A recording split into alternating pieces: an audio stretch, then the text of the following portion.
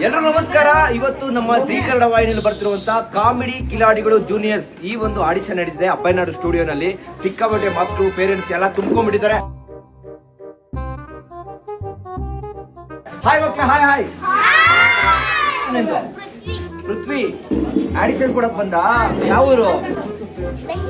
Dialogue ಹೇಳ್ತೀಯಾ? ಹೇಳಿ, ನನ್ಗೋಸ್ಕರ ನೋಡಲ್ಲಿ ಸಪೋರ್ಟ್ ಮಾಡ್ತಾನ ಫ್ರೆಂಡು. ಗಗಲ್ ಹಾಕ. ಹೇಳು ಡೈಲಾಗ್ ಯಾವ್ದಾದ್ರು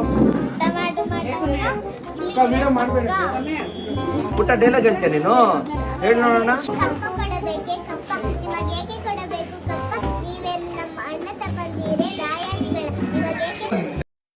ನೀವು ಡೈಲಾಗ್ ಹೇಳ್ತೀಯ?